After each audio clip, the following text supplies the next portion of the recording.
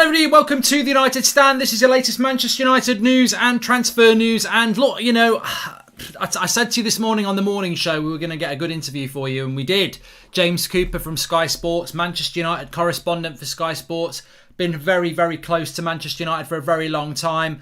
Said last summer that Man United would not spend big, so don't expect them to, and they didn't. And a lot of what he's come out and said today, funnily enough, fits in with what I did a show, was it 3 weeks ago, last Saturday, the person I spoke to, and I can list off what was said to me by them, that it wasn't James Cooper in the videos there. You can go and check it, what I was told, and then you compare it to what James Cooper said, and it makes me feel very sad, but it doesn't make me feel surprised, because to be honest, did I expect this? Yes. Did I hope for something better? Yes.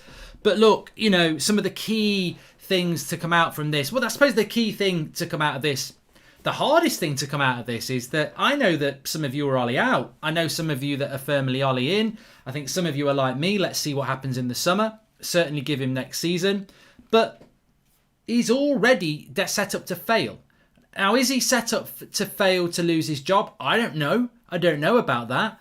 But there is no way we're getting the summer that he should get. And therefore, Solskjaer is not going to get backed. Just like every other manager before him. He is not going to get the required backing he needs. And to I mean, there's lots to get into.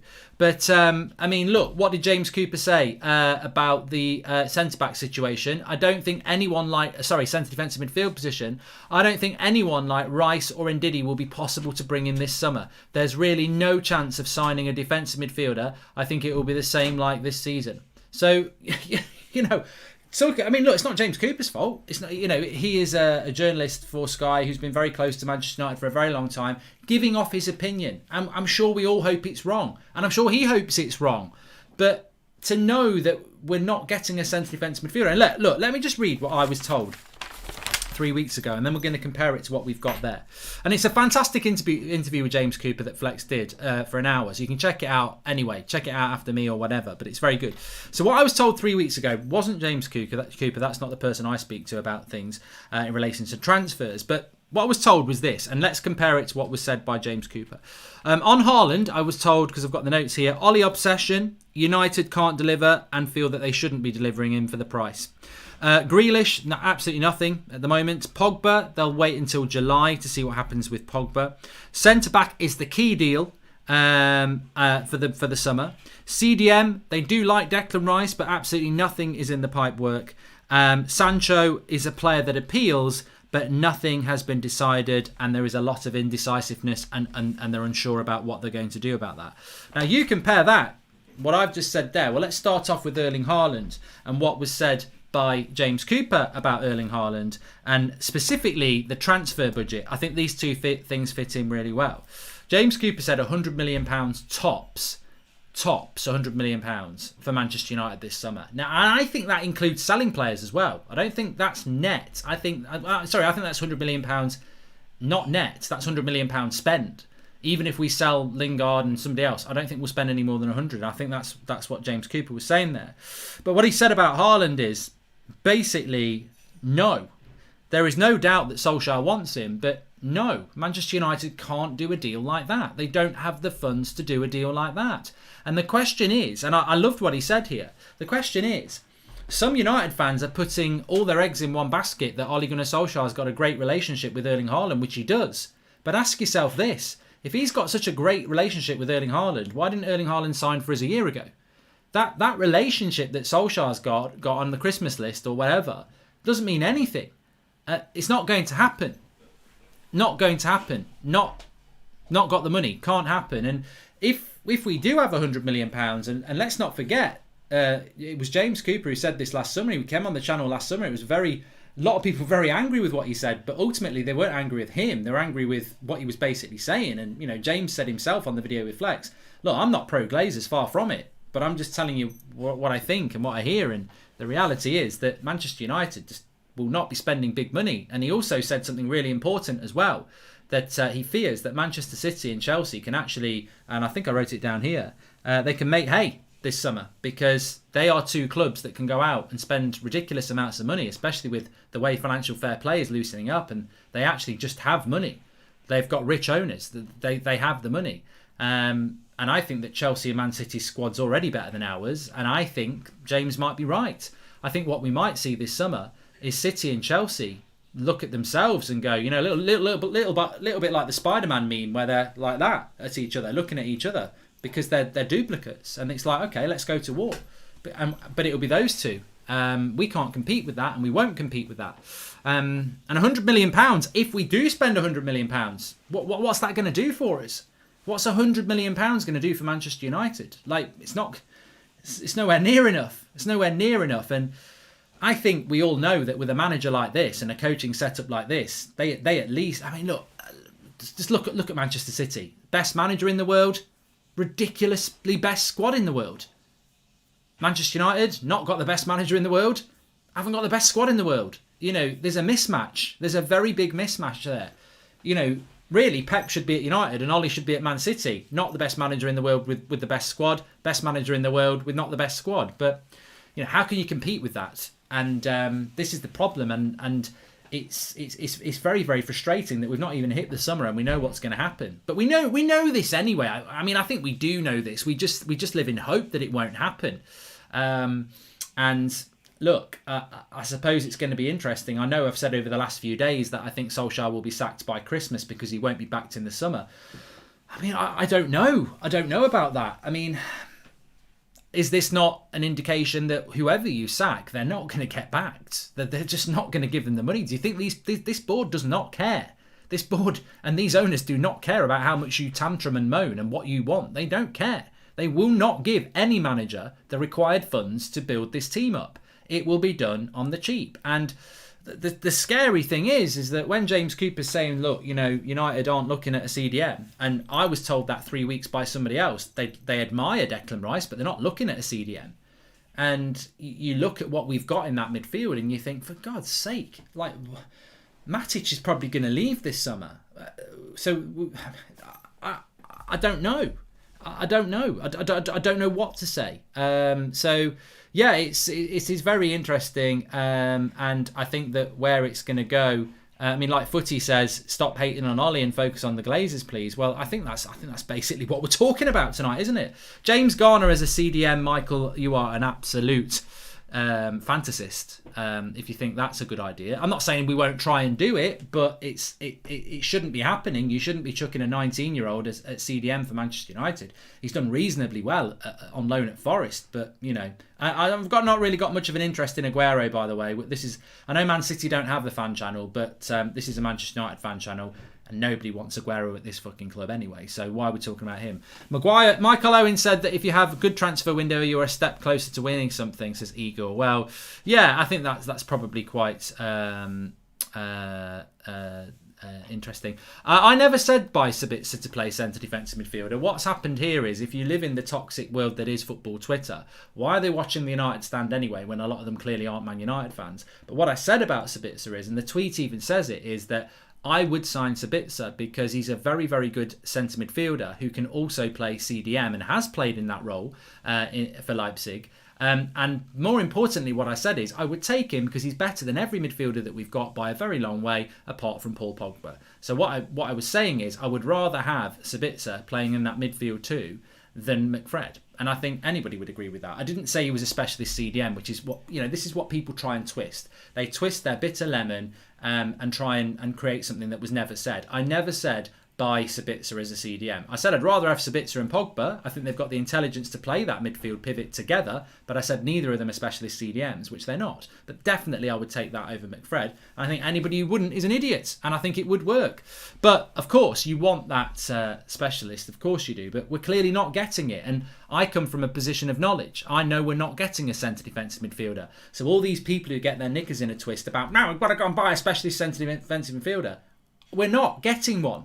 Like, this is the third time I've heard this from credible people in the last month. We're not getting a centre defensive midfielder. So get your head around that. We're not getting one. We're not looking for one. We're not scouting one. We've not got the money for one. We're not getting a centre defensive midfielder. So you can obsess about it all you like. You're right. You're absolutely right. For me, it should be the priority. But it's not. The priorities at Manchester United are a centre-back and a striker. And that is what we're looking to do with roughly £100 million. And that's well known. That is well known. So, I mean, what I would say about the centre-back thing, and listening to what James said this afternoon, that United are likely to go for a mid-20s European Champions League experienced centre-back. I hope they do that. I hope they do that. I really do. But I mean, they've got to deliver. I mean, they've got to deliver as a top quality centre back, haven't they? I mean, imagine if we get Pau Torres and a run of the mill striker. It just makes me want to cry. It makes me want to cry. I mean, we're just so far behind Manchester City and Chelsea anyway, in relation to the squads that they've got, and then they're going to go and spend big in the summer, and we're going to get further behind. I don't know what they're selling. I don't know what Manchester United are actually selling apart from these new kit leaks. What is it they're actually selling us? Because I saw a very interesting what was said about Paul Pogba, that nobody will be able to afford Paul Pogba, so he'll end up staying. But I didn't get the clarity on that. Is he staying for another year until his contract runs out, or is he signing a new contract? Because the story was, from James Cooper, was that Paul Pogba will end up staying at Manchester United because whilst Mino Raiola will be able to say there's a Champions League club for you now, who can win the Champions League, but you're going to have to take a pay cut to do it. They don't believe that Pogba will do that. But will Pogba actually commit his career to Manchester United and sign a new deal here? I don't know. I didn't really get the clarity of what that's all about. And obviously, Paul Pogba's not going to make his mind up until the summer anyway, because who knows what will be on the offer. But I mean, if we're not getting a centre defensive midfielder, we're not getting a right winger, and we're just getting a centre back and a striker, I really hope that Paul Pogba is staying. But do you want Paul Pogba to just stay for a year? Because all we're going to get all next season is Pogba, probably with a couple of injuries. And why not? Because he's out of contract, so he has to look after himself. I mean, it's just a shambles, isn't it? It's an absolute shambles. Let's be honest. This what's being painted ahead it's a shambles, and we can all live in hope that this is not going to happen, that we're actually going to go and do something amazing. But it looks like being shambolic, and it fits completely in with what I've been saying recently, is that we are progressing. That there's definitely progress there, and you can't deny that we're second in the league, and you can't deny that he's going to get a new contract. These things are going to happen and are happening.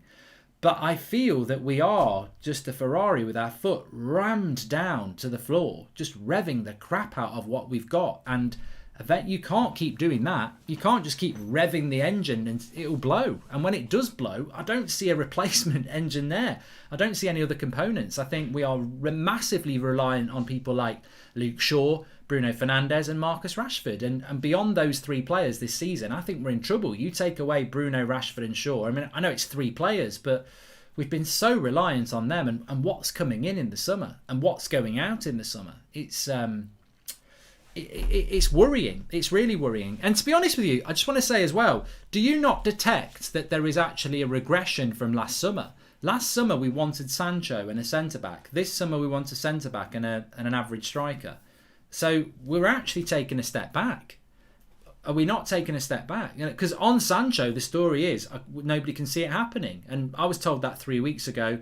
We've gone very quiet on Sancho United's interest. And obviously we had that interview this afternoon. Can't see it happening. So Sancho United's gone ridiculously quiet. Haaland can't happen. CDM not going to happen. So centre-back and striker. And at the moment, I think we're probably going to get Pau Torres and somebody like Andre Silva from Eintracht Frankfurt. I think, and to be honest, you know what? Pau Torres and Andre Silva, without being offensive, they're the sort of signings I expect Everton to make, not Manchester United. I'm not saying that they won't be good players, but I don't expect Manchester United to be doing that sort of business.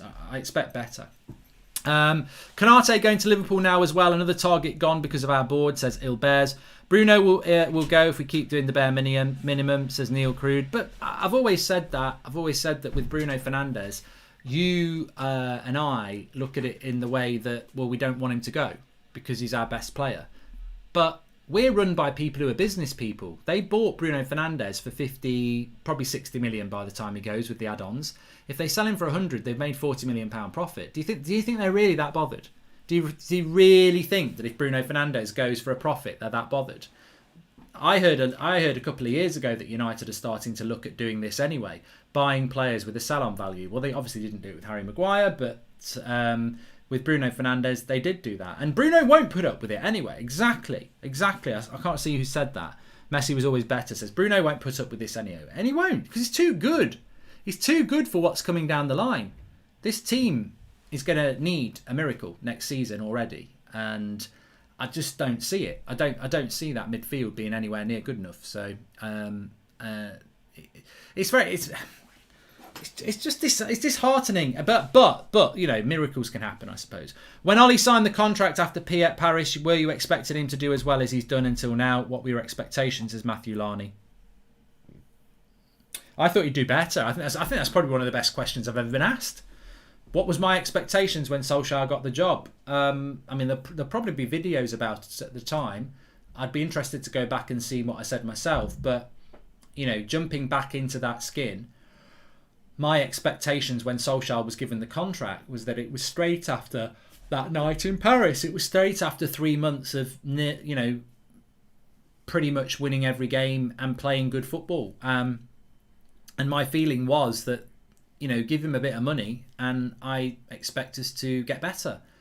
I think the sad thing is that we didn't really, as a footballing side, get better. We've gradually got worse. We've gradually become a little bit like Mourinho with this counter-attacking, clean sheets and nick a goal obsession. So, yeah, I think I didn't expect Ollie to get us playing the way he has. I expected us to play a little bit more expansive because that's what he sort of did in that interim period. So, I mean, on the pit, from a points league situation, I think third and then top four again is, you know, I don't think that's unreasonable. And I think that it's unfortunate we've had 4 semi-final losses, of course, but I expected more in the way that we were playing. Do you think Dan Axel would start for us? Says I don't know who it is. To be honest with you, I mean, I don't. Does he play centre back for Dortmund or is it a made up name? I do know Zagadou.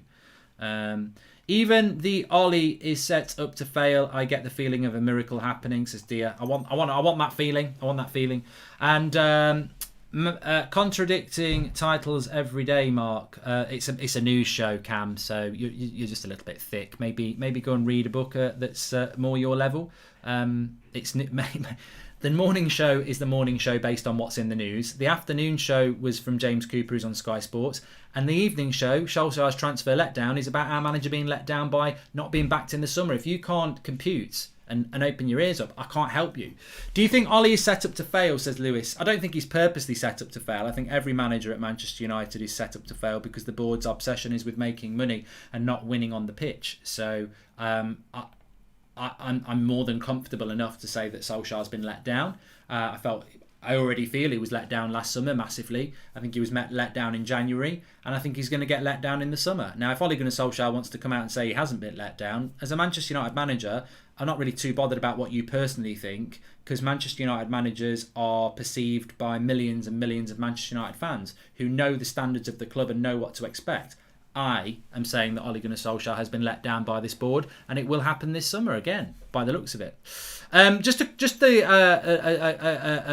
direct quote here on Sancho. I don't see it happening, James Cooper. And also, I think economics will mean that Pogba will stay at Manchester United. I don't see Mourinho Raiola going, I've got you a move, you will win more but earn a fraction of what you earn at United. Therefore, expect him to stay at Manchester United, which I think is what we all expect. Well, it's not what we expect, but you know, I don't know how that will work with Pogba. I don't know whether that means he's just going to see the rest of it. I mean, to be honest with you, is this not a business decision? We'll have to see what happens with Pogba because no decision is going to be made till July. But if I was to say to you, do you want Pogba to stay for one more year and go? Or do you want him to and go for nothing? Or do you want him to just go this summer and get a bit of money? Because I want him to go this summer and get the money and get some money, whether it's 30 million or whatever. Because keeping Pogba for 1 year sounds great, but all that will happen next season is if you think we've had disruption with Pogba this year, it'll be horrible next year. Raiola won't shut his mouth off because he won't need to. Because Raiola and Pogba will want to go this summer and they will want to get the right deal to go this summer. But if Man United say, no, you're not going, and we hold him to the last year, if you're in your last year of your contract, yeah, you're going to get a massive payday next summer, but you've also got to be careful that you don't get yourself badly injured. So I just think that this would be a bloody circus if we kept Pogba for one more year. If we can get him to sign a new contract, totally different story, because then he's committed for 3 or 4 years. But if he's just going to be staying for one more year, I think it would be ridiculous, absolutely ridiculous. I know a lot of people would be very happy about it, but I don't see that. I don't want that to happen. I want him to sign a new contract or go, really, because if he's going to go anyway. Darshan says, Mark, the Konate news has gutted me. Him and Van Dijk will be immense. Konate would have been perfect for us and help us play a high line, as you regularly say. I've got to be a little bit careful about Konate, because I did say that I didn't really want him because he's injury prone. And I do stand by that. But what I was saying this morning is, and again, people have just not listened to what was said. Konate is a very good centre-back, and certainly was somebody United were looking at. We know that United were considering him. But what I was saying is that if Liverpool get Konate and they're in advanced talks, and Alaba's off to Real Madrid, and Upamecano's already gone to Bayern Munich, that's 3 of our top 5 candidates really gone. And what I'm saying is, look, whether Konate is injury prone or whether I'd take him or not, a lot of you would take him, and I'm sure United were looking at him. But because United haven't finalised their transfer plans, they've missed out on 3 players. Now, I'm not saying they would have beat Liverpool to Konate, they would have beat Bayern Munich to Upamecano, or they would have beaten Real Madrid to Alaba. They probably wouldn't have. But the point is, these clubs are making moves and getting their centre-backs in. And people might say, well, if we're not getting them anyway, why should Manchester United make a move for them? Well, it's a good point, but why haven't we made a move for Koundé? Why aren't we making our moves? And that's the thing. Another one bites the dust. Another option disappears. And that's my point, is not that we should have signed Konate, but that we should be being more proactive. And I think we're stumbling into the transfer window again, and that's very very shameful. From Manchester United, because I think that you would expect a little bit more than that. No player is immune to injuries. No, they're not. And Liverpool, to be fair, are normally very good in relation to transfers. They do that sort of Moneyball system, don't they, where they overanalyze a player. If you remember Fekir, they didn't buy him not because he was injured, but because of the knee operation he'd had. Doesn't have the success rate that a different. It was all about. I was told by a Liverpool fan that the reason they didn't sign Fekir, and they were very close to signing him, was because he'd had a knee operation. And there's a few different ways of doing a knee operation, and the way they'd done Fekir's was more susceptible for injuries afterwards. So Liverpool decided not to do it. Fekir went to Spain, and I don't think he's really been injured ever since. So. Liverpool were a little bit overcautious on that. So Liverpool do their homework on players in relation to injuries. So, if they're going for Konate, they're obviously confident that there's not going to be an injury issue there. Sal Henderson and Delo for 70 million, plus our 70 million, 140 million, and buy Koundé for 60, Andre Silva and Zakaria, says Magpole. Well, on the goalkeeper situation, James is another one who thinks that it will be De Gea who will go and Dean Henderson will stay. I don't think it's easy to sell Dean Henderson, but he did mention about... I don't think it's easy to sell De Gea, whether United want to or not. I think it's very difficult. And I tell you what, Solskjaer's got to be very careful on Sunday against Brighton, because if he doesn't play De Gea and effectively says Henderson's my number one, what a stupid idea that is if you're looking to sell David De Gea. Because... if we're going to sell David De Gea, you've got to keep sharing it out. You've got to make it seem that De Gea and Henderson are very close in your thoughts. Because if you openly, publicly go with Henderson before De Gea's even sold, his price is going to plummet. We've got to be clever. Whichever way Solskjaer is going to go with the goalkeepers, he needs to make it seem like he's not made his mind up. Because then in the summer, you can make your mind up. But don't go and bench one of them permanently now, because their price is going to plummet. We've got to box clever with that and keep doing what we've been doing. We're always playing catch up on our transfers. Never replaced Lukaku, so we need a centre forward. Need a centre back last year, but we'll only look to get one next window. By the time we get what we need, Bruno leaves and needs replacing. Never ending cycle, says Julian Lee. Well, interestingly, on the right back situation, and it might and you're very right, Julian. Interesting on the right back situation, and some of you will like this, is that obviously James Cooper said that he could see Dalot coming back and being the backup right back, which is interesting, isn't it? Aguero is leaving City. Don't care. Dogs hate me. I mean, seriously, why does Aguero leaving City make any difference? I mean, Man City will buy a top-class striker. They'll probably buy Erling Haaland. It's just depressing news. It's not anything that helps us. They will take any fee they can get to get his wages off, says Robert McCormack, which is ridiculous, isn't it, Robert, really? We only gave David De Gea 350 grand a week on a 5-year deal a year and a half ago, and we're going to let him go for a reduced fee. It's just terrible. Absolutely terrible. Romero's going to go in the summer, and he should have gone last summer, and we paid him 4 million over a year, about 80 grand a week. So the money this club wastes it's scary bad. It really is. And I just think we've got to, you've got to do what you want to do, but I think the way I'm approaching this summer transfer window is the way I was always going to approach it. Hope for a miracle, expect the same old crap from this irritatingly inefficient, selfish, greedy board, because that's what they always do. And there is absolutely no way we're going to win a title under Ole Gunnar Solskjaer, because he can't win a title with that squad. And he's the type of manager that, because he's learning on the job and he's inexperienced, he needs top quality players in every position, and he hasn't got it. So he can't do it. You know, he can get players in the team that are going to run around for him a lot and put a shift in, but putting a shift in over 38 games a season is not going to win you a title, I'm afraid. It'll win you individual games, but it won't win you a title. So it's concerning. It's concerning. I think I described my mood as subdued tonight is because I just want Manchester United to win. I want Manchester United to win. I know where we should be. I've always been strong in my conviction about what Manchester United Football Club is and where it should be. And regardless of what anybody else thinks about where they should be, for me, Manchester United, biggest club in England, one of the biggest clubs in the world, should be challenging for the title. And even in those years, anyone from the 70s and the 80s will tell you, even though in those years where we didn't win a title for a while, we didn't win a title in the 70s and 80s, even through all those years, those fans that were watching United then will tell you, yeah, it was hard, but we always knew where we should be. We should be winning titles. And obviously we got back to doing that. And I think that where we are now, I've always been strong that Manchester United should be challenging for titles every year. Well, we've not done that. We've never done that for 8 years now. So I just think it's sad to know that we're going to get to 10 years without a title. We're going to do a decade without a title. 100%. 100% I'm sure we're not going to win a title, and it's going to go to 10 years now, which means the next 2 seasons we won't win a title to do that. So it's so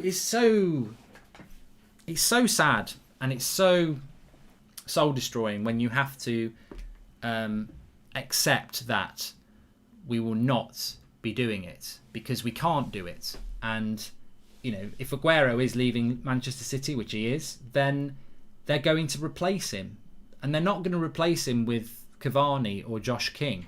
They're going to replace him with a player that Pep Guardiola sees as being a top quality player. Mata's mum, it's very sad, says Daniel Kirk. Yes, I just wonder, thoughts with obviously Juan Mata and his family about what's happened with his mother. I just wonder whether that's why, I don't know whether Juan Mata was injured or whether he knew this was coming, and obviously compassionate leave is essential in them circumstances. It's very, very sad. So thoughts and prayers with Juan Mata and his family. Very, very sad.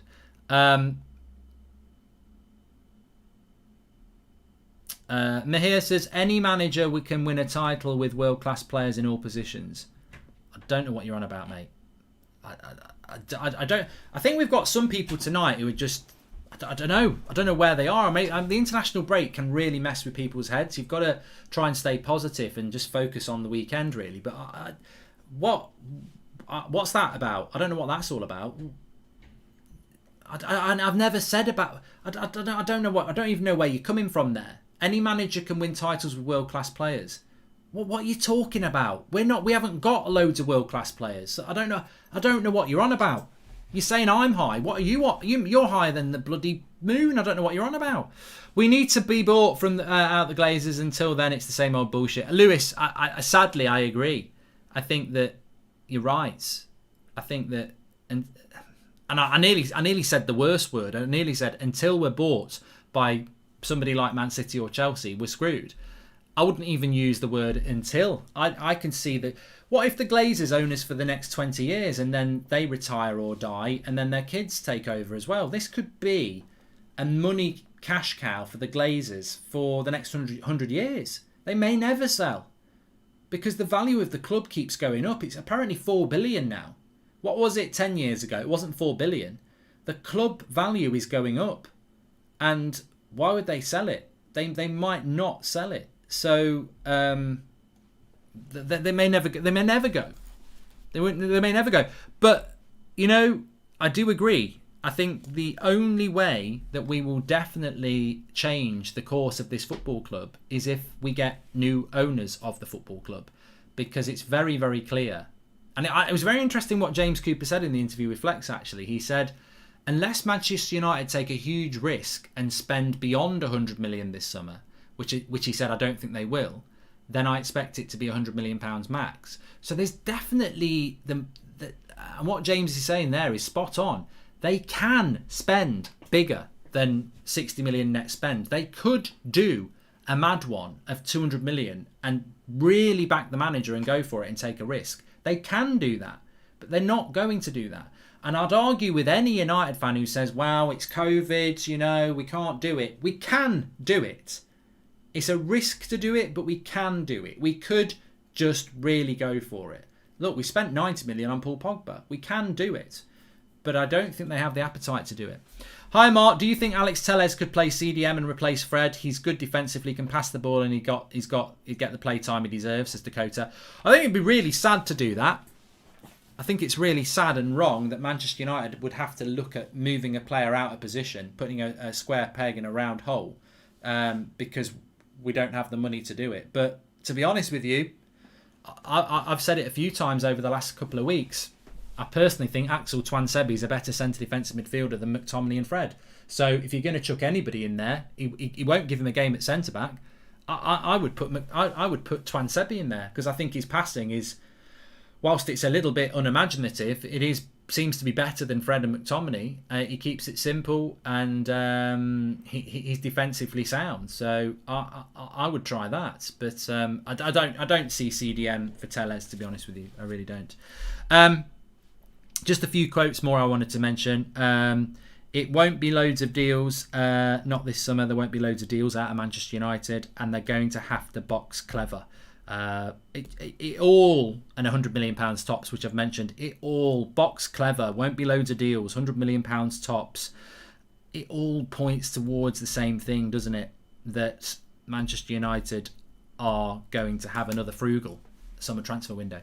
With the new sponsorship deal being less, how long before sponsors go away from us? Are they thinking that the brand are regressing? Says Shirin Vassan.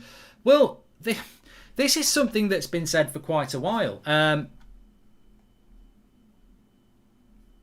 Aldo says Tuan Sebi at centre defensive midfielder, and then does a big smiley face. Aldo, why don't you go and start your own channel, mate, and come up with your own ideas? Nobody's asking you to be here. I don't care if you laugh at what I think. When I say something, I mean it, and I'll explain it, and I did. I've seen Tuan Sebi play at centre defensive midfield for Manchester United. He's also played at right back. I think it was 4 years ago. It was 4 years ago, towards the end of the season, that we won the Europa League, and Mourinho was sort of resting his team for the Europa League. We played Arsenal at the Emirates, and Tuan Sebi played right back against Sanchez and pocketed him. He also played centre defensive midfielder. I think he played there against Spurs. He can definitely do a role. And to be honest with you, I'm not saying that Tuan Sebi is a better CDM than Declan Rice or Ndidi. No. What I'm saying is, we're in the world now where anything that's better than McFred should be given an opportunity. And I think Sabitzer would be better than them, and I think Tuan Sebi would be better than them. So that's what I'm talking about. I'm not saying it's ideal, not far from it, but When I tell you something, I'll tell you why I think I'm going to do it. Now, if you disagree with it, well done. Welcome to the world of having an opinion. But doing a little smiley face at somebody's opinion, what's that all about? When I've just explained to you why he's not. Now, what you should have done is said, I don't think Tuan Sebi's a CDM for this, this and this. And then we could have had a proper conversation about it. But I've given you my reasons. Your reasons to me just come across as childish. But start your own channel. Let's see what you've got to say. Tuan Sebi is neglected along with others, says Paul Bangush. And Phil Neville now is better than McFred, says Doobie Guy. And I would not take Aguero at Manchester United. And you know what? I didn't really want to talk about this. It's this sort of mentality that really makes me cry. Why would Manchester United want a player that Pep Guardiola doesn't want anymore, that scored one of the most iconic goals of that club's history to stop us winning a title when we thought we'd won it? Where are we as a club now that there are genuinely United fans saying, I'd take Aguero at United? How far have we fallen? We've not even fallen into the cellar anymore, are we? We're in the bloody sewer. People would take Aguero at Manchester United. Where's your pride? Where's your pride in what this football club's all about? Now, I know how good Aguero is. He's one of the Premier League's best ever strikers. But there is a line. There is a line before supporting this club doesn't matter anymore. Like, we are a football club that actually matters. And no matter what this board and owners try to do, we must always cling on to what this football club's identity is. And this club's identity is not taking scraps from Manchester City, and especially not a scrap that stopped us winning a bloody title with that goal. God, no. And I tell you what, I bet Aguero's got more pride in him than to do that. Why would you, as Aguero, your most iconic goal in your career, Aguero! Why would you, as Aguero, go and play for Man United having scored a goal like that? So, for one, he won't do it. So why the fuck are you wanting to do it? Get some bloody pride in what your club's all about. Because Aguero won't do it. So you're gonna go there like, oh yeah, please take Aguero, please come to us, and he's gonna go up yours. I ain't gonna play for you. I've scored one of the most iconic goals in Man City's history. Granted, it's only 10 years deep, but it's still the biggest goal of their history. He ain't going to come to us, so don't get on your bloody hands and knees begging for Man City's scraps. Bloody hell. It's like King Morrison says. It's like saying, let's take Suarez for a couple of seasons. But you know what? There are United fans. I've seen them before saying, I'd take Suarez. This is the danger of where this football club's going, because it's probably music to the ears of people like the Glazers that there are fans that like out there like that who just basically have lost the identity of what the club's again, what the club is. So no, not for me. The day that not far when people cry out for Di Maria, I still think there are United fans out there that would take Aguero, would take Di Maria, Aguero. I mean, look, fair play. Emre Can played for Liverpool. He said, and look, I said I would have took Can. I would have took Emre Can at the time because I think he would have done a good job for us. But he wouldn't come to us because of Liverpool connections. So you can take a player who's played for a rival, but the circumstances, you know, Aguero's not in his prime, for one. And also, the goal he scored, you sloppy seconds, as Charlie says. You can't do that. But look, it's all about opinion, isn't it? But I will push that opinion back because I think that, you know, if you're a United fan, you need to know what the club's all about. And we may not be about it under this current regime, but it doesn't mean that the fans can't be about it. If the fans don't hold on to who we are, then we may as well forget it. We may as well pack up and go home because the board doesn't really give a shit about who we are. So the fans have to. We have to hold on to who we are. We have to have standards. We can't just be a team that champions, you know, people who put a shift in. There are great players that have played for this club. We haven't always won titles. You know, Brian Robson's one of our greatest ever players. He only won titles here but he virtually retired when he did it. So we've had fantastic players in the 70s and 80s that never won titles, but we never lost sight of that. And I think that's where it's gone wrong a little bit. We're not winning titles at the moment, but the football suffered. The football didn't suffer at United in the 70s and 80s. Go and watch your DVDs. Go and speak to fans from that era. The football didn't suffer. We weren't a league-winning side, but we were always a side that was capable of causing upsets. I think it was it 77? Liverpool nearly won a treble. They won the European Cup. They won the league, but we stopped them in the FA Cup final because we could do that. We didn't win the league, but we could stop teams on our day because on our day we had the players to do it. We just didn't have the consistency. So United have always had that style of play, and we've lost it. Mark, we operate with a once a great club mentality. How about we scrap it for a new approach? Be the place where the world's top young players develop and build change the narrative to break the cycle, says Nick P. Yeah, look, you know what? We've got a fantastic young lad in Amad Diallo. We've got a fantastic young lad in Mason Greenwood. We've got a fantastic player in Marcus Rashford. We've got lots of players coming through. You know, Hannibal looks a real player.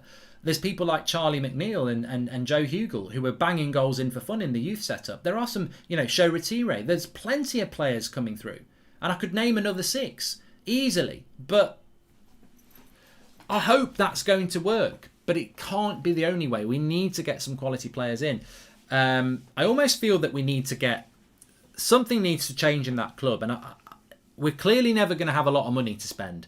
So what you need to do is something like Leicester did. Now, where did Leicester get Kante from? Where did they get Fofana from? Where did they get Tielemans from? Oh, I know where they got them from, but what I'm saying is that they got them for reasonable money, and now they are top 4 players in England. Van der Beek's a fantastic player as well. We need to what Manchester. I think what we've learned today is, and it's been a very interesting day. And I've enjoyed it in many ways. I thought the interview from James Cooper was fantastic because it gave a massive insight and it backed up what I was told 3 weeks ago, which floored me for a long time. And I think on this video, for a lot of it, I've been floored. But, the person I spoke to 3 weeks ago is the person I've spoken to for the last few years. It's the person who said we wanted Bruno, and it's the person who said about the Sancho deal. And I get fed up of getting pulled into that because... You know how invested I was in that Sancho deal, as was Romano, as was the British press. We all got sold down the river with that one. But, I've sort of avoided those sort of conversations for a long time. And then when I did that 3 weeks ago, and we did the show on the Saturday night, and I gave you the update. To have that verified by James Cooper today, all that information, shows that we know what's to come. And knowledge is power. Knowledge is power. Solskjaer is not going to get backed this summer. He's not going to get a CDM, and he's not going to get... He might get a right winger and a centre-back, or he might get a striker and a centre-back, but he's not going to get anything more than that. So we've got what we've got. And I think what we've got to do is get Pogba, Bruno and Van der Beek on the same pitch. Get a centre-back in who gets us higher up the pitch. And build with what we've got. We have got players like Amad Diallo and Mason Greenwood and Donny van der Beek. And there is talent in that team. We've just got to stop restricting it. I said this about England with Southgate. He's playing Phillips and Rice, and he should be playing Rice and Ward-Prowse, or Rice and Mount, with Grealish ahead of them when he's fit.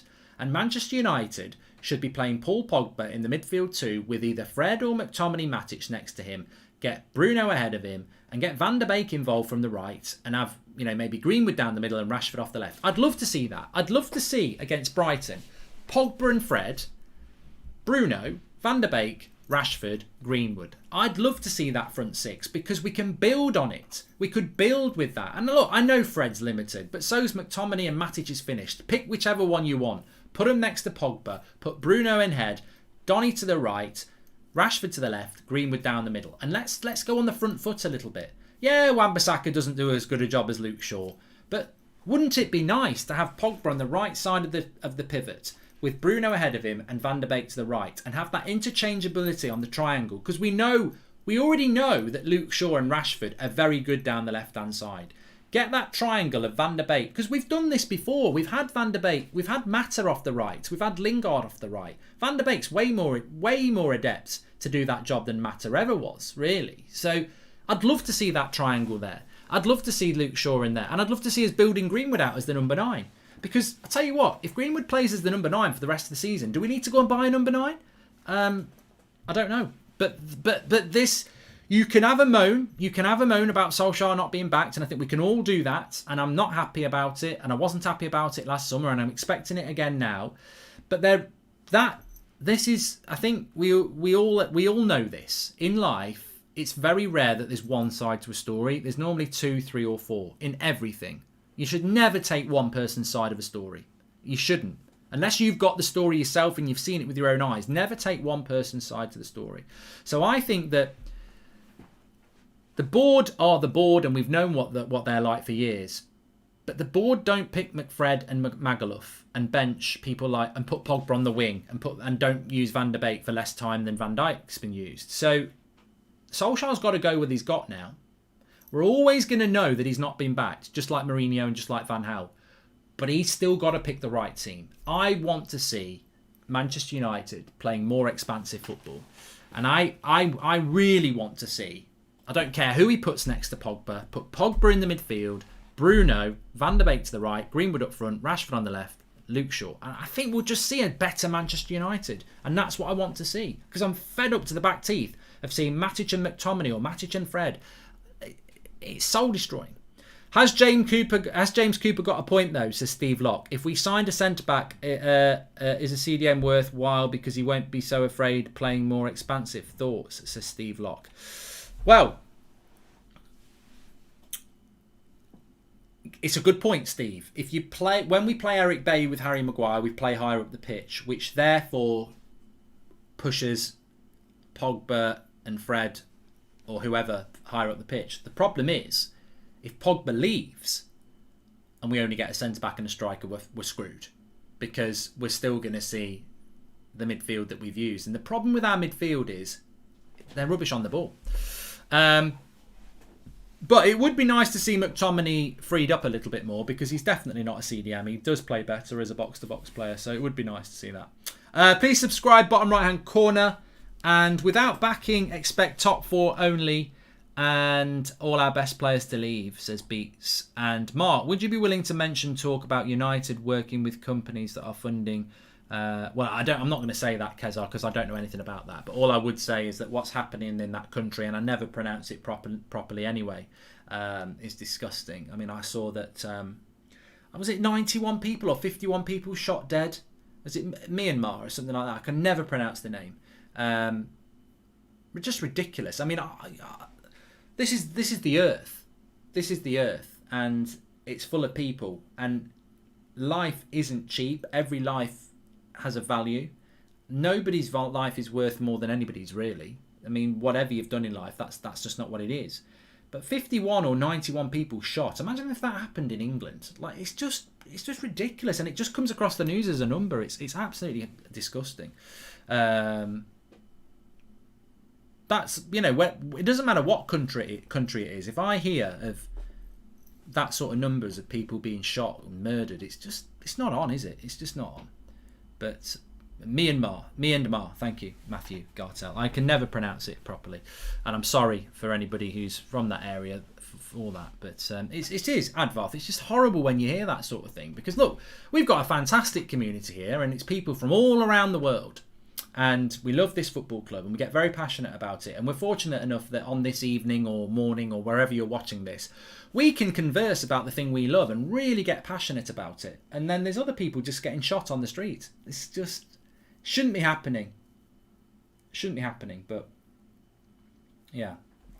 We shouldn't ignore it either. Ollie Out Brigade aren't true fans. They're only glory hunters. Glazers out first, as Lewis McElroy. And hi, Mark. If United focus on a centre-back and striker, then I would like Nico around 40 million and Ramos on a free with Lautaro Martinez for 70 million in add-ons, says Duran. Yeah, I mean... I think that, the thing, people. I've seen a few people saying you look a bit down today, Mark. I do feel a bit down. You know what it is? There's one thing that James Cooper said that really got me down. I'm not going to cry, and it's not the CDM. People will say, it's because he said we're not getting a CDM. I've been told we're not getting a CDM. I told you that 3 weeks ago. CDM would be my priority position, by the way, but that's not what's got me down. What's got me down is when he said that Manchester City and Chelsea are going to make hay this summer because they can just afford to get better. But they make hay every summer. And that's what disappoints me, is that this gap's getting bigger. You know this progress bollocks that we get sold by the club? It's not progress when a gap is getting bigger. That gap is going to get bigger. I mean, have you seen Man City's bench already? All of them would play for our first team, and they're going to get more quality. And Chelsea's squad is bloody brilliant anyway. It's only because Lampard messed it up. Now they've got a decent manager and he's not even been backed yet. It's just going to get bigger and bigger, the gap. And that's what's floored me. It's like we're struggling around in the sock drawer to try and raise a tenner.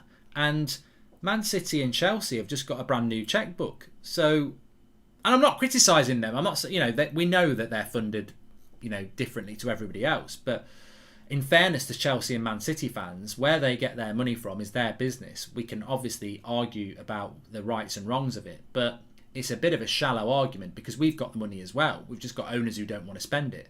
Manchester United could spend £150 million this summer without a problem. We're already in debts. We could easily get more debts. And our revenue is pretty much guaranteed for the next 10 years. You know what you're going to get. But going back to what somebody said before, I remember this has been spoken about on this channel quite a few times. The business model of Manchester United actually isn't that good. It's not. Look at the money we waste for a club that's a business, and it is a business. We're not a very good business because we waste so much money. If I was Manchester United's chief negotiator or whatever like that, then I would save more money for that club than Matt Judge, even though that is not what I want to do. And you would as well. I would make that club more money. I'd make the Glazers more money than Woodward and Judge have on transfers and new deals. Because when Phil Jones wants 80 grand a month, 80 grand a week on a 5-year deal, I'm like, no, forget about it. You're not doing that. Same to Pereira, not doing it. Mata's 3-year deal, it's a 1-year deal. Matic's 3-year deal, it's a 1-year deal. David De Gea wants 375 grand a week. It's 300 grand a week. Yeah, and I'm not doing it to try and save the Glazers money. I'm just doing it from a footballing point of view. Why are our wages so big? Oh, all right, you think you can get better wages elsewhere? Off your trot then. It's just like we're so bad. We're so bad. And I know that's a bit simplistic what I've said there, but some of these deals never needed to be done, and there's plenty of examples of it. Herrera, I would have given him the contract because instead of having a £25 million player walk out the door for nothing, I would have given him a decent contract and made him feel welcome. So there's loads of examples over the last 8 years. But what we have heard over the last few years, which I think is very true, is that this sponsorship deal we've got this time is not as much as the Chevrolet deal. And yet football has always been more. Wages go up, transfers fees go up, sponsorship deals go up. Now, yeah, you can say that COVID's going to have an impact on that, and it has. But there was always a prediction that football's bubble would start to stagnate and level off anyway, and I think we're about to see that. But, more importantly, why should sponsors keep paying Manchester United loads of money when Manchester United aren't the best club in England? And that's going to have an impact as well. Because the only reason sponsors love Manchester United is because of you. Because we've got more fans than most clubs. So the more, if you own Greggs and you put Greggs on the front of a Manchester United shirt and you put it on the front of a Bristol City shirt, you're going to pay Man United way more because more people are going to see it on a Manchester United shirt because there's more Manchester United fans than there is at Bristol. That's the only reason sponsorships are big for Manchester United, is because we've got a huge fan base. But that fan base will drop off because it's not sustainable. The fan base of Manchester United will start to drop. Maybe not off a cliff, but it will start to drop. Not because you're going to leave, but because newer, younger fans, especially around the world, are going to start picking different clubs.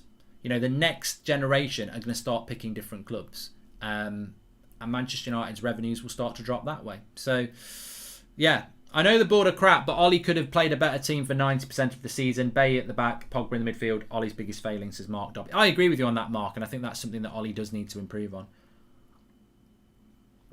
And ultimately, that's what will get him sacked next season, regardless of whether he gets backed or not. Because we saw it with Mourinho. Mourinho finished second in the league 3 years ago. He didn't get backed in the summer. He lost the players. He picked bad teams. We lost games. He was gone. And quite rightly, and I think that will happen again.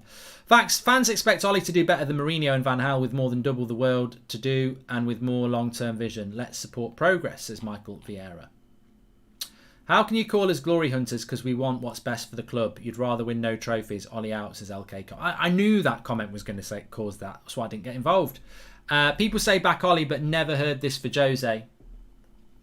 I said back Jose. I remember this time last year that this time 3 years ago, people were turning on Mourinho, and to be fair, you were right. But I said give him the summer. Let's see what happens. And I'm doing it again.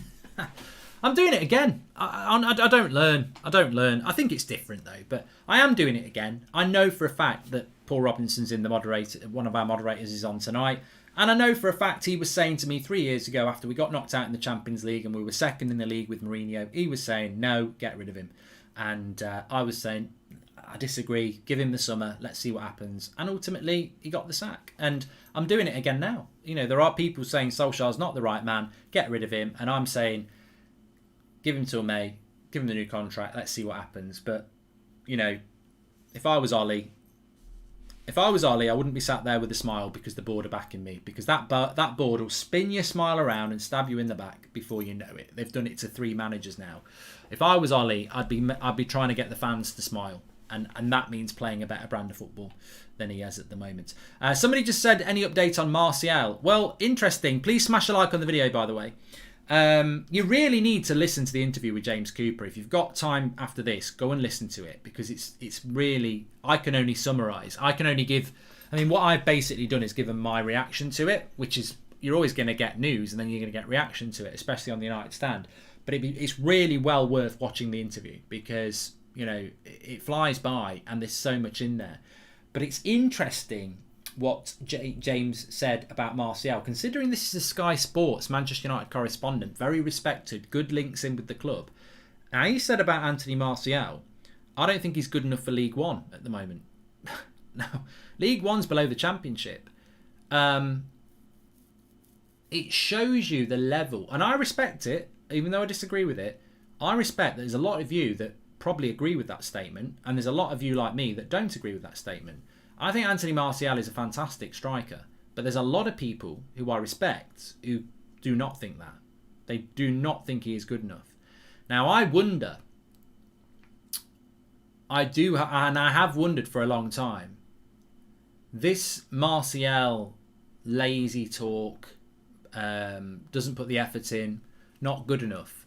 Is it all coming from fans and ex-players and people in the media? Or is it actually coming from conversations around the club? And I don't know that. I don't know that. What I do know about Anthony Martial for a fact, and I do know this from club sources, is that he is not an arrogant man. He is not a lazy man. He is a quiet, reserved, almost shy guy who, as I've said before, let's be honest, Anthony Martial, why is he not doing Adidas adverts? Why is he not doing, you know, his own clothing line? I know he did do the AM9 thing, but he's not a bad looking lad, Martial, is he? You know, that's not, I'm not like that, but, you know, there are certain footballers that you think, well, they'd be well suited to be in the public eye. And he's not. So, you know, he's quite a reserved guy. Almost I think he comes across as a bit of a shy guy, actually. But there's definitely something with Martial in that club, I think, that suggests that they might be open to letting him go this summer. So watch this space on that one. Ollies basing the team on the 0708 team with Ronaldo, Rooney, hence deep midfield and deep double pivot. He wants to get to better. He wants to get to better football. Listen to Ollie, says Michael Vieira. Well, you know, even I've got to say there that that's a poor excuse. We've had plenty of opportunity to play a better team than we have. I think it's inexcusable when he puts Pogba on the wing, and he's done that too many times this season. Like, obviously he wants to play Pogba, but I could never imagine France have got the best squad in the world, and Paul Pogba plays in midfield. Like, do you think Deschamps goes, I want to play Pogba, but I really, really, really want to play Sissoko and Kante, so I'm going to put Pogba on the wing? He doesn't. He puts Paul Pogba in the midfield of one of the best squads in the world. You put your best players on the pitch, unless you've got 4 centre-backs who are superb. You can't play 4 centre-backs, but you get your best players on the pitch, and you must put Paul Pogba in the midfield. Paul Pogba and Bruno need to be central. The same squad, same results, even different managers. So Lewis McElroy and You know what? I think we could be in for a very, very hard summer, because there's a lot of people who don't want Martial to go, and there's a lot of people who do. That is going to upset people whichever way it goes. There's a lot of people who want Henderson to go, and there's a lot of people who want him to stay. There's a lot of people who want De Gea to go, there's a lot of people who want him to stay. That decision, and it has to be a decision. I know where I'd go, but what we can't do is keep both. I respect that. If Ollie goes for the goalkeeper I wouldn't go for, I won't be happy about it, but I'll respect it, because he's got to pick one. That's going to divide fans as well. There's a lot of things that are going to happen. Pogba will divide fans. If we keep Pogba and give him a new contract, some people will be furious, because they'll be like, he wants to go, he's only staying for the money. But if he goes, people will be furious because we've lost the player. There's a lot of, you know what I'm saying? There's a lot of things this summer that are going to happen that are going to get fans' backs up or happy. And that could, and that's before we even sell players. We might give Lingard a new contract now. That'll get people's back up, or it'll make people happy. We might bring Delo back. People will be happy, or, you know, there's a lot of things that are going to happen this summer that aren't going to please everybody. And that's never a good situation. Someone in the comments said Martial is the French Joelinton, says Praveen. Well, look, you know, I'm grown up enough to know that we get different opinions in the live comments, and to be honest with you, I'm happy with that. The worst thing you can do in life is try and convince people to, you know, agree with you. I think the main thing is, as long as you're comfortable in your own opinions, that's the main thing. People are always going to disagree, and I think debates and opinion is great. I accept that people don't rate Martial. I accept that people don't rate Pogba. I accept that people don't rate De Gea. I totally disagree with it, but look, a lot of people, I was in the minority about Luke Shaw. I'm probably now in the majority, but, you know, I was right. I always knew Luke Shaw was a fantastic left back, and he's now delivering what I saw was there. Of course, there's a massive improvement in Luke Shaw, by the way. I've never said that there isn't, but I always knew he had that in him. To me, it was very obvious. These people who say that Luke, and he's won Player of the Month again, which is why I'm mentioning Luke Shaw.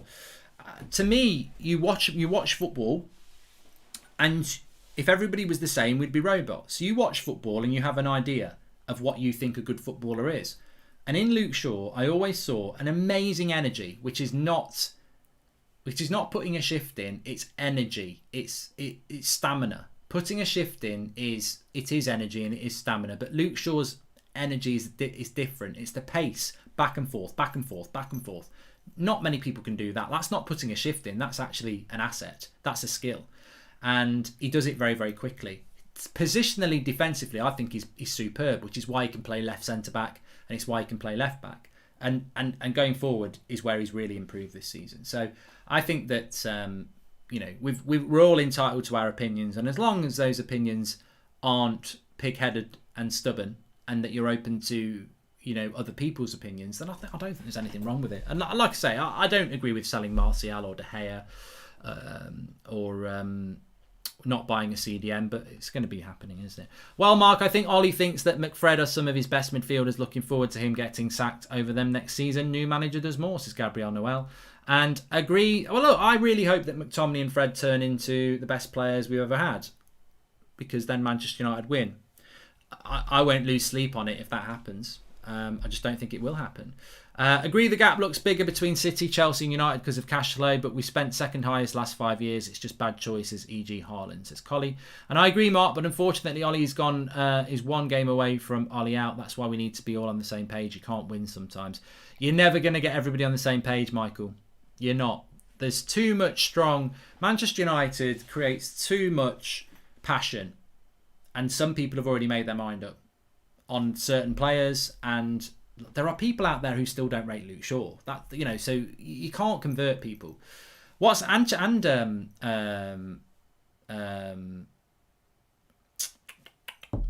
what's his name? Bruno. Some people don't rate him. What's happened to this channel? Just looking at the last few titles, it's turned into a glorified version of the Sun.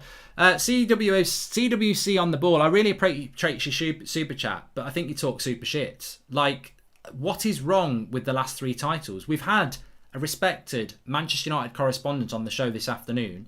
That is to do with that. We've had a reaction to that this evening. That is to do to that. The Sun is a load of shite. The United Stand has had somebody on who's been very close to Manchester United for 20 years talking about what's going to happen this summer.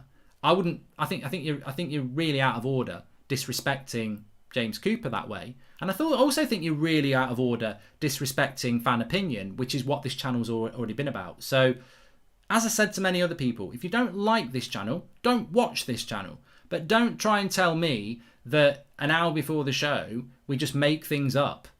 And I think being compared to the Sun is disgusting when any proper football fan knows what the Sun is to any proper football fan.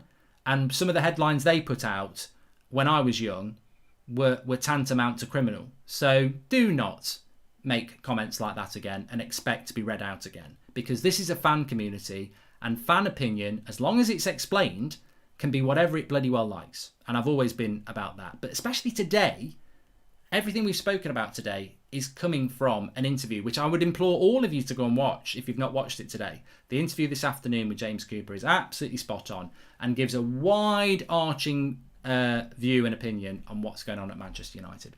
Funny how the most vocal person calling Shaw fat and useless is himself. Just that. If you know, you know, says Mark Dobby. I don't know, Mark, to be honest. I don't know. I had somebody in mind, but they're not fat.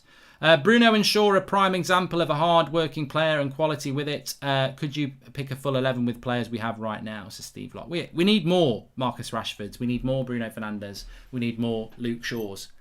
They're the three standout players for me this season. I think Greenwood can get there. I hope that Wan-Bissaka can get there. I'd even like to see Harry Maguire get there with a better centre-back next to him. I think our goalkeepers can get there, whoever it is. I think there's a massive hole in the midfield. We don't know what's going to happen with Pogba. We don't know what's happening at number 9. But there is definitely room to improve. Look, thank you, everybody. Chris says that the James Cooper interview was great. I would definitely give it a watch. And that's through the homepage to do that.